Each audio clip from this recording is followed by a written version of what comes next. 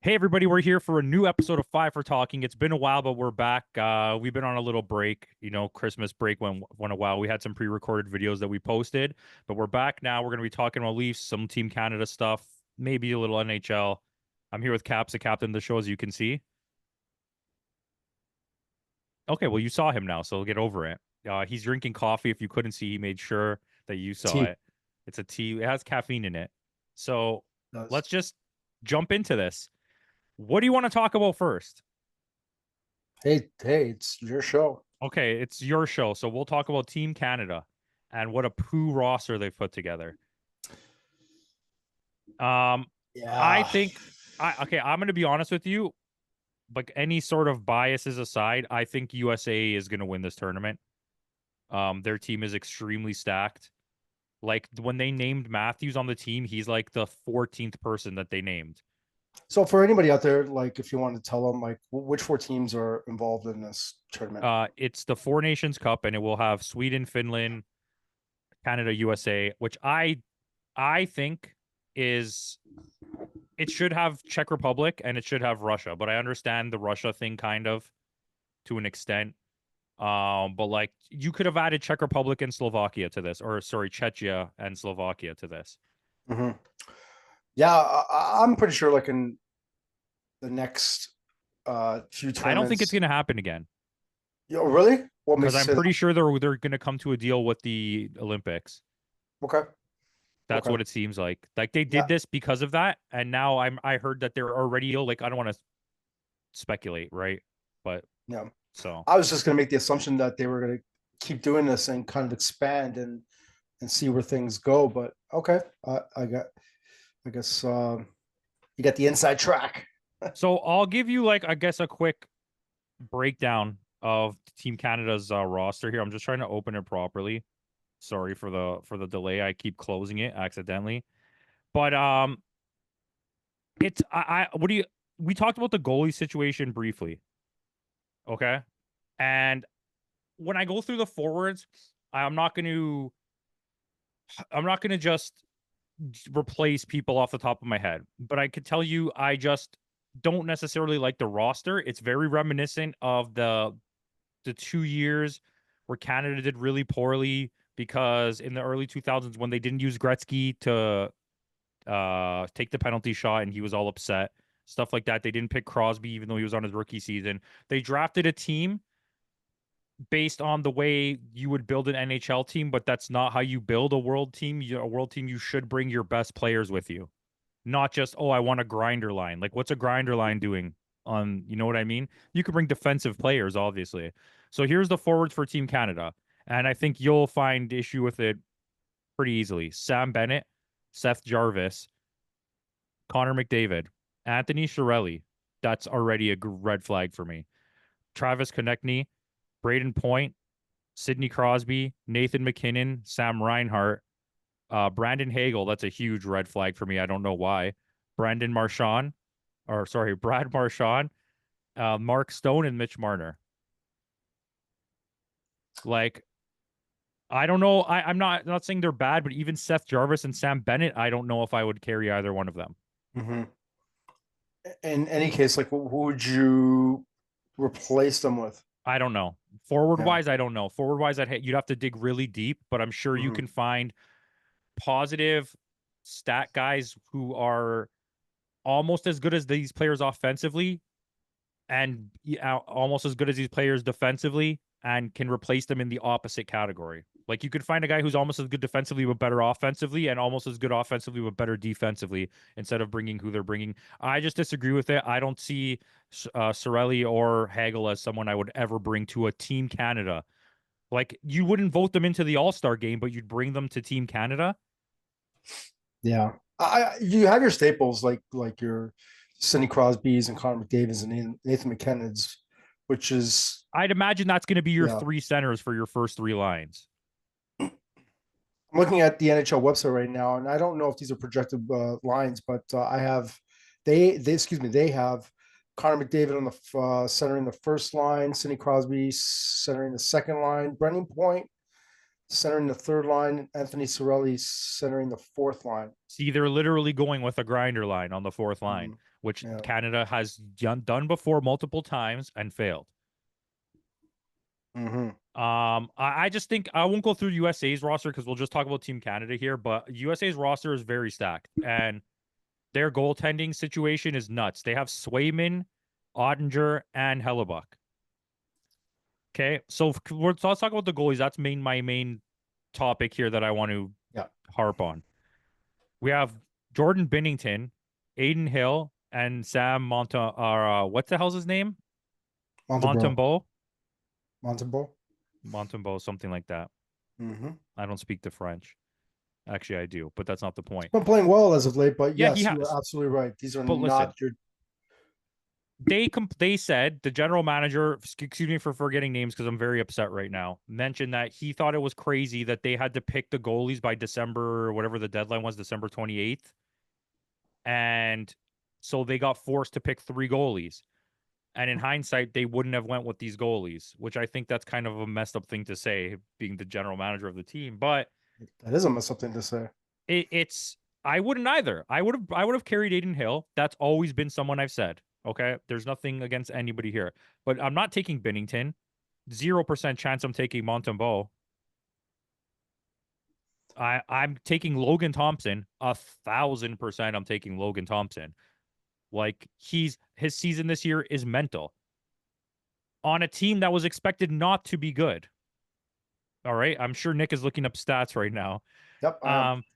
But I just he's better. He's so far better than Binnington or Montembeau. And if you're gonna go with an experienced goalie, if you're trying to carry experience, I'd rather bring Fleury to be the third backup to give the kids advice because he's I not mean, gonna yeah, play. as a third, why not? It's just to me, I find like I'm hard pressed to find the reasoning why you even thought of carrying Binnington. Um, yeah, that is probably the most disappointing thing about the whole roster. The caliber in which the goalies that we have. Like, Yeah, I you could have brought Darcy Kemper if you wanted an experienced goalie. He won a cup. He's a very capable goalie. He's having a pretty good year this year. You could have carried him. For my opinion, I don't even like Fleury him. too. Yeah, that's what I mean. I don't even like him, but I'm gonna give this shout out because he's been playing pretty good lately. It's Stuart Skinner. You could have went Aiden Hill, Logan Thompson, Stuart Skinner. I have my reservations about Stuart Skinner. It's But I'm just saying, just if you're gonna go based it's on what they're doing yeah, now, yeah. because like I'm starting Logan Thompson on my team Canada, but I guess in this situation I'm gonna start Hill. There's no way I'm Yeah, not they starting have Hill. to. They have to. There's 0% chance I'm not starting Hill. They have to. I wouldn't even start Bennington on any games because it's just you know he only had that one magical year, but um, this is this seems rushed, like you said. I don't think they did their due diligence on this, and they just kind of just picked whoever. But No, you yeah, should have just took Matt Murray, Tokarski, and Picard, Calvin Picard. Okay, because like who cares? I don't know.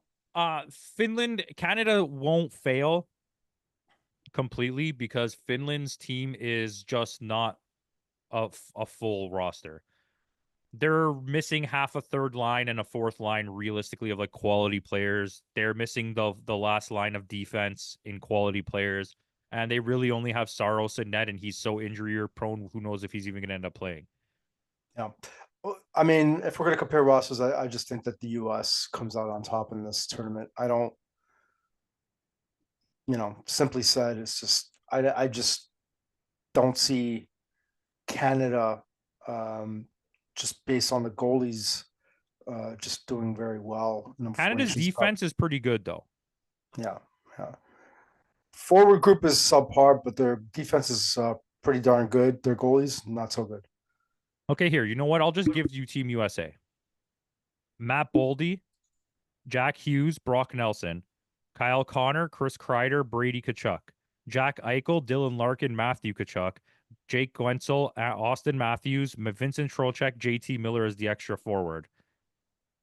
That's crazy. Then on defense, they have Faber, Haffinen, Slavin, Fox, Hughes, Werenski, McAvoy. And if nobody's seen what Werenski's doing, he's the number one point getter on Columbus, who Columbus is playing very well in the last 12 games. Insane what they're doing right now. And then in net, I told you, Hellebuck, Ottinger, Swayman. It's just like, we'll go through the goalies of the other teams as well. Hold on, just give me one sec here. My thing keeps fucking not loading. Excuse my language. The goalies for Sweden are Markstrom, Olmark, and Gustafsson, which is pretty good. Gustafsson's having an excellent year this year. And Finland has Lankinen, Saros, and Pekka Luukkonen. Mm-hmm. So it's like, you know, I don't know. I don't know what to think. I'm done with world teams if you want to move on. How does this tournament work? Like in terms of, like, I don't know. I don't know any of the structure. I never looked into it. I'm gonna be honest with you. I don't care. Sorry to everyone out there. Soon, I believe. Is it like right around All-Star weekend, like right after that, or is February it 12th to the 20th? Okay. So yeah, it must be around then. All-Star weekend is like what, a couple weeks away or something like that? I got double check. I think it's maybe the weekend after or the weekend before. But yeah, like shout out to Washington Capitals. Like if we're gonna talk about NHL teams, like holy crap. We're gonna make that transition. We're making that transition. The Capitals are nuts, and like shout out to Logan Thompson. They're both goalies are playing pretty well. Ovechkin is like a house of fire. 20 goals away. The guy's for real. He's like 40. We are in the midst of seeing something historical happen, possibly before the season ends. It's quite exciting. Yeah, I just saw an interview with Gary Bettman, and I think they're a few goals away. This is what he said in the interview: a few goals away from him and Gretzky starting to follow Ovechkin around, because that's how close he is to breaking this record. This is a record. This is a record that many thought was unbroken, unbreakable. Excuse me. I think it will be once Ovechkin breaks it. I think when Ovechkin will land at like 900. Probably, he will. And no one will ever get close to that. Yeah, because I think he plays next year too. He's going to play next year for sure. Yeah, so he's definitely going to get 900. If he passes it this year, you'll get one more year out of him. If he has to wait till next year, you might get 2 more years out of him. Can you imagine if he gets to 1,000? Maybe that's what he wants to do. He just has a hot streak all of a sudden, a couple more years, and 2 more 50-goal seasons. Insane what he's doing right now. Listen, it's pretty amazing. I'm pretty excited. Like not too long ago, he just suffered a really bad injury. He broke his leg. Many thought he was going to be out long term. Guy came back like so soon, and to do that at his age is like borderline superhuman. He's been able to remain healthy throughout his career, and he's doing something that he's insane. He's an anomaly. Yeah, definitely. Yeah, that's huge. I mean, we'll segue to the Leafs out of that. I don't want to dwell too much on NHL. I think. Well, before we go to Leafs, I do want to give a shout out to the Montreal Canadiens. Like they're you okay? I almost dropped my phone. Yeah, Montreal Canadiens, and I'm gonna tag on that and say the Ottawa Senators, who have been playing really well lately too. Columbus, all these teams are definitely going to make it interesting for those last 2 wildcard spots in the Eastern Conference, and it's going to be really, really entertaining. I'd like to add some teams to my bucket list, and by bucket list I mean the poopest teams in the league. My poop bucket. Vancouver, man, I don't know what's going on in Vancouver, and the Rangers. Like I just genuinely don't understand. It's a mystery. Like even when the Rangers hit a The little hot Rangers. streak, they Hmm. just fall apart again. Yeah.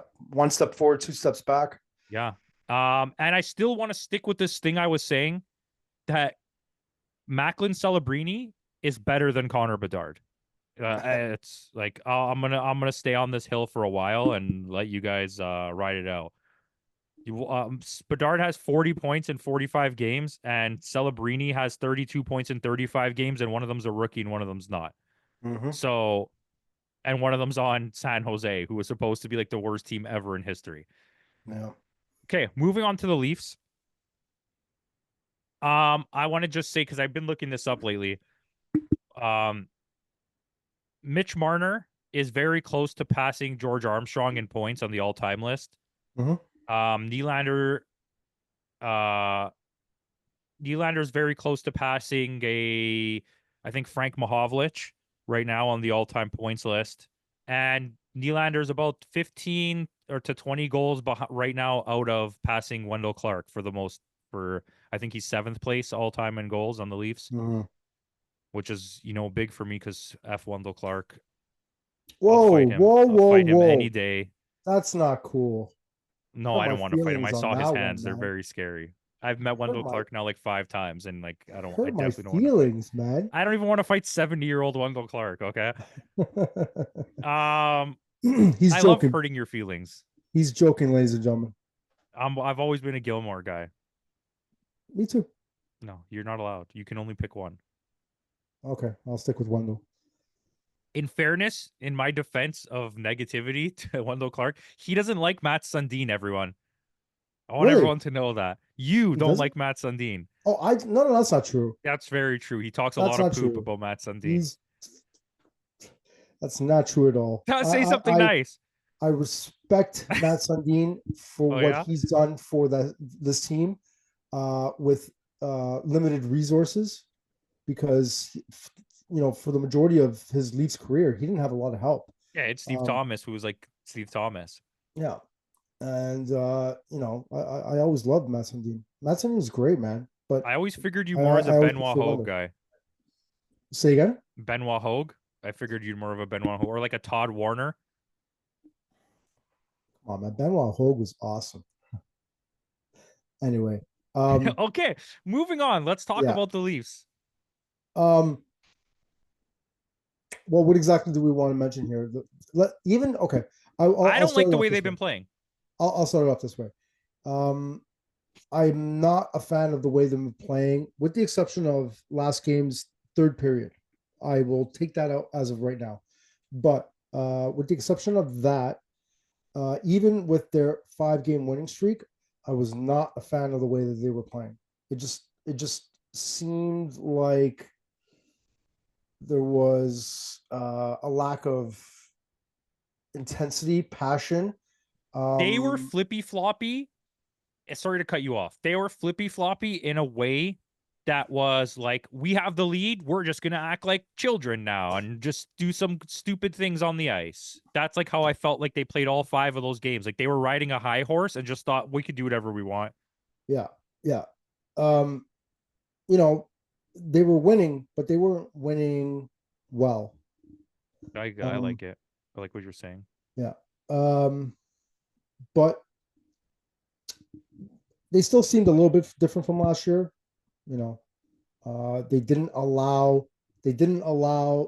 teams to even when the Leafs did have the lead going into the third, they didn't allow teams to come back and tie. Which or on the flip side, when they were trailing into going into the third, they didn't like score like 5 goals in the third period to tie up the game to lose it in overtime. You know what I mean? So there is a bit of a difference, but I just wasn't a fan of the way that they were playing. Um, you know, I don't know if you want to continue with that, but Um, yeah. like sometimes we like to just be like a little charactery. I like to be a little heelish. Um, and I mean, there's obviously guys that we know that I'm not the biggest fan of. And record wise and like general base level stats wise, I can't really knock him too much, especially because the defense hasn't been unbelievable and the offense hasn't really showed up recently. But like, Wall is not the guy still. And I'm gonna stay on that hill forever. It's like it's like you're seeing two like multiple personalities here. Like some games he's like unbelievable, and then some games like, oh boy. But like, he's almost a lock every game to let in 3 goals. So you got to score 4 goals. If you don't score 4 goals, he's going to let in 3 goals. And I get it. Today's NHL is higher scoring. But if you look at, I know it's a smaller sample size, but if you look at Stolarz' stats, he's like, you were getting 2 goals was coming in. That's it for every game that they played. Yeah, I think he only had like one bad game, and um, you knew what you were getting with Stolarz. Like there's a lot more consistency. Um, what? Hildeby is not good. I mean, not he's not a bad goalie. Don't let me say that. I take that back. Yeah, I But just don't think he's been playing a lot. no, Like I don't. and he's a guarantee. His goals against average is like 320 or 330. Yeah, and it seemed like see how quickly Matt Murray is like just they sent him down pretty quick. Like he just had a couple bad games. Like yeah, that's it. That's pretty much it. We saw what we need to see, and that was pretty much it. It depends, right? Let's see what he can do in his recoup little run. But like Alex Nylander has like I don't quote me on this because you can go check it yourself, but I believe he has like 26 points in 25 games or something like that, 24 points in 25 games on the Marlies, but in like 6 games played on the Leafs, he has 0 points. Yeah, it's a different league. I mean, bigger players and stronger, but um, I mean, I don't want to keep talking crap. Like No, I I don't don't mean want this to to be be like super negative, but like we have to yeah. look at it from all angles, right? You can't just be a homer and be like, well, he's very good because he plays on my team. I mean, I do want to end on a positive note, but and speaking with my criticisms, like even Nylander looked like he looked like he's lacked passion. He did. Okay, Um, so I'll give you this. In the last like let's say 12 games, there's been a flip-flop of Marner and Nylander to me looking like on one side two of the best players who ever played on the Leafs. And on the other side, what the hell's going on? but I kind of felt bad for Nylander because he didn't have any sort of stable line mates. He was always like, That's fair. you know what I That is mean? fair. It's like he started in the center and then he was on the second line and he went to the first line, then he double shifted on the third line, then he was on the first line power play, and then double shifted to the second line power play. It's a second power play unit. It's like he's pretty much all over the place, and he's probably saying to himself like, "What the hell? What do you want me to do?" But he can't complain about ice time. But there were fears that Matthews was never going to be healthy. He's actually picked up his game a bit in the last little bit. Mars he's been pretty consistent throughout this whole year, so I do want to stay positive. I like the way Tavares is playing. He's playing better. Pacioretty up and down. Robertson, he has his moments. Robertson is like not even like a streaky guy. It's like a 1 game great, 1 game bad, 1 game great, 1 game bad. And it's like you never know what's showing up. Yeah. I do like the fact that, and I did mention this like months ago, that I would have preferred Domi center align with Nylander rather than Matthews, and that's what you're seeing ever since Tavares got hurt. So they have chemistry. That they're producing. They produced last game. Nyes has fallen off a little bit. He has his moments ever since he came back from his concussion. Um, I think we're going player by player here, but I enjoy Bobby McMahon. Bobby McMahon is like a steal. Yeah. Um, I think and a lot of the mid-tier guys are really doing well for the Leafs. yeah, I'm not a fan of Holmberg. Yeah, you never have been. Not. So I just, it's just like he is. He plays well in his own zone, but the thing is with this team, and what the needs are, it's depth scoring, and he just does not bring that. And I don't see going into the playoffs where he's going to fit, because I do believe that, come trade deadline, they're going to be looking for forwards rather than defense or a goalie. Um, but it'll be interesting to see. Excuse me. I do like the top defensive pairing of McCabe and Tanev. They are incredible. Um, I just noticed this the other day. Do you know that Morgan Riley's a minus 15? Yes. It's I never thought it was that bad, Do you know but who didn't make Team Canada? yeah, touche.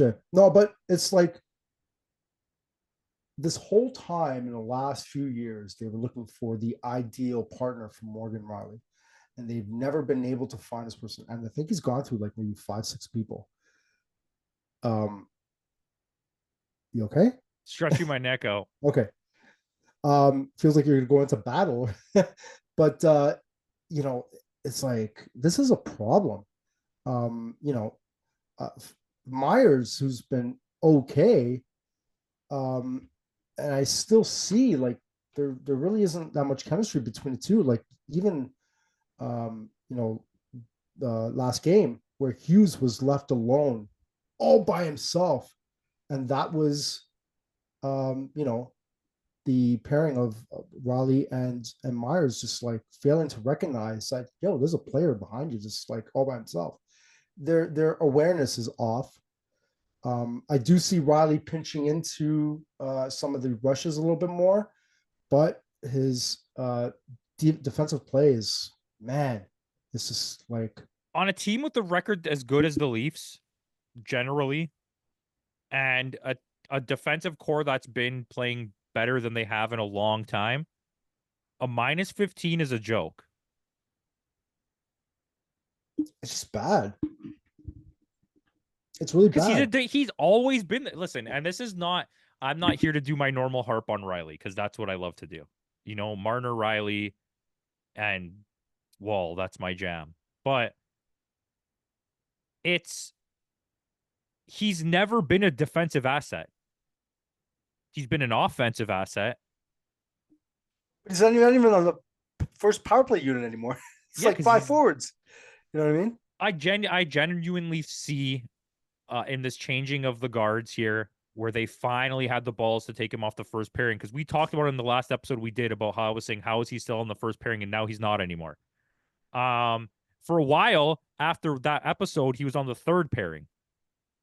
So it's Berube is not scared.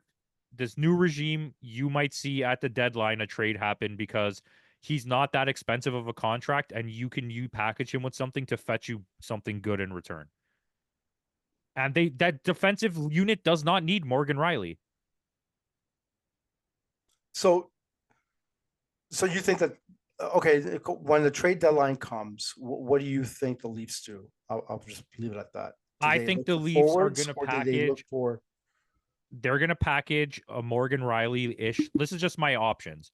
You're going to package Morgan Riley with like a low draft pick, like a fifth rounder or something, and like a forward you don't need whose contract's in the millions. So like Holmberg or Max Domi. I don't know who you choose. I'm just making examples. And you're going to get back like a different $8 million defenseman that's up for grabs on a team that's says, screw it, we're going to go for the rebuild. Like maybe Nashville, right? Nashville has a bunch of good defensemen, and clearly what they're doing is not working out. They could take Morgan Riley and try something new. I'm not saying the cap works. I'm just throwing out ideas. New York Islanders look like it's time for a rebuild over there. And Morgan Riley, on how cheap his contract is not a pain in the ass to have on your team. But for a Yeah, team that's trying to win, it's gonna be difficult. He's got a no trade clause, but like he'll here's the waive it. yeah. They'll have to like really talk him into it. I always thought that like you even had rumors like a few weeks back that it's gonna be another reunion with Luke Shen and try and bring back O'Reilly. back to Toronto for O'Reilly doesn't want to playoff. play here. He literally doesn't want to play here. Yeah. Uh, but the reason I think the reason or his main issue, I think he did mention the media to a certain extent, but he was also his displeasure with not playing high up on the roster. So he He's not going to attributed play that high up to on the roster now if he plays. yeah, he attributed that to his to Sheldon Keefe. But and we got to remember here because he was on St. Louis when Craig Berube was there in 2019 Okay, when they won fair the title. enough. I mean, You got me. I'm just saying I He don't saved know. the little nugget for the end to drop on my head and be like, "Well, guess what? He became No, Craig but Berube, that was your not buddies." too. That was just Yeah, you this is win. open for discussion. It actually just came to me. I totally I forgot about don't it. want. I don't want to say I don't want Ryan O'Reilly because obviously I do. I I don't want the overhead of his contract. Yeah. I do understand. Like you don't want to repeat things over and over and over again. I Um, do want him you though. I try think it. he's a difference maker in the playoffs. I think Yeah. I can't deny. I'm not going to pretend. Listen, where the Leafs have gone wrong is not taking chances on people who've had crazy comeback seasons like Duchesne last year and this year. Well, Imagine yeah. if you picked up Duchesne on $1 million contract and he's putting up 50 points for you. You know what I mean? Like Yeah. their eye for finding like diamonds in the rough is not good. The Leafs can draft good. The last like let's say this modern era Leafs current regime and previous regime. They can draft well, they can make good trades, but they do not make good signings. Yeah. And Um, I think but in a nutshell, so come trade deadline, you feel one defenseman, one that's one forward. If I'm the Leafs, you pick up a depth, a really strong defensive forward like another Camp ish player that's going to cost you very little, but you know what they're bringing. And I would go for a mid level to high level defenseman Mhm. with Morgan Riley being the person that your contract you're moving to acquire that other contract. Um, um, I mean, I think we are like a month away, maybe a month and a half away from the trade deadline. Let's see what happens between now and then. Hopefully, Yanni Hakanpää can come back and sort of fix this, repair this reputation of him being a bad signing. Hopefully, he is the guy that can be paired well and have that sort of chemistry with Morgan Riley. I don't know. We'll see what happens. But I do know that I do believe that their need, what they're looking for is a strong depth forward going into the playoffs. Um, I really don't have that much more on the I don't have Leafs. anything else. I guess the only thing that I can say that I totally forgot about in terms of NHL news is that the cap is going to go up next year, and it's going to go up pretty big.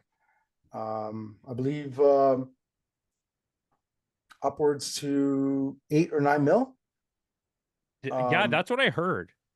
they generated a revenue of $7 billion. I saw, I So believe $7 billion. the NHL is the only actually well the NFL. I don't want to speculate on that specifically. But I believe that MLB and NFL have been pretty steady, even though like baseball's like losing popularity. But the or the NBA has absolutely tanked Yeah. in viewership and like popularity. The NHL is the only league that's been like on a steady incline, though it's not a big incline, Mm-hmm. for like the last couple of years. Um, because hockey is very exciting to Yeah. watch, and the modern NHL is fast paced and hard hitting and lots of fighting again for some reason. I don't know where that all came from. But we can definitely agree that there is nothing like an NHL playoff. No, it's the best playoff of all It's sports. crazy how Um, intense they are. But just speaking on the cap, um, that's going to bring a lot of relief to a it lot of is, but it's teams not. next year. It's not. You think it is? I agree. It's gonna get you somebody good, but it's not going to give a lot of relief because what's going to happen is that $9 million is now going to allow players like Mitch Marner to make $13 million and players in the tier under them make $10 million instead of making $7 million. And then you're going to sign two guys and all of a sudden your whole cap's gone. And you didn't even bring in anybody new. You only just re-signed two guys. Yeah, That's the problem with cap, right? And it's like, I mean, that's the problem with you too. But it's like the NBA. You have guys on the bench that play 3 minutes in garbage time that make $11 million a season. don't play a back to back. Like you have star players that don't play back to backs that make $40 million a season. Do you know what I mean? The more Like it's because they have so much available cap space. So you just start paying people you don't need more money, and then it raises the bottom, it raises the floor, and now people that are worth nothing are now worth something. I didn't want to talk NBA, but since we're there, I mean, when we're comparing leagues, dude, the players run the league in the NBA. They It's have a really nothing. good players union. That's why, and they allow. There's too much free reign for the players' agents to be in control of what happens when they should have no say in anything. It's absolutely nuts to me. And apparently LeBron James's buddy that they own the agency together is trying to do a startup company to Heard that. rival the NBA. I So heard look that. for the NBA to suddenly put everyone that's under him and his agency out of favor once they do that. I heard that. Right? That's like working having the union that works at Amazon, and then all of a sudden they start supporting everyone working at Walmart. That's your rival. You're gonna be like, okay, well, I'm not gonna help you anymore. Mhm. Um, That, I just, that's but crazy. you raise the cap, you have to pay people more. Yep. For the Leafs, it will be good because you're gonna guarantee yourself at minimum the same roster you have this year, which is not the worst case scenario. What will be the worst case scenario is if they decide to pay people like Wall more money than they deserve. Yeah. Or really, excuse me, or really giving like a fat contract to Marner. Listen, if you give me $9 million more, I'm gonna pay Mitch Marner 13. I'm okay with that. Yeah. Yeah. That'll be interesting to see. I think there was a rumor not too long ago that they actually pitched a contract offer to Mitch Marner and he declined. It would be interesting to see how much money was offered Yes, to him. because Papa Marner is trying to get the fattest pockets he can get. Yeah. Yeah. Well, let's see what happens. We'll see Anyways, if we're he gonna move on stays from as a this. Leaf next year. Yeah, let's go home. Everybody go home. This video's done. We've probably been here for 2.5 hours now. And let I'm us gonna go know who back to you want bed. the Leafs to sign in the comments. I'm gonna go back to bed now. Okay, bedtime. Bye.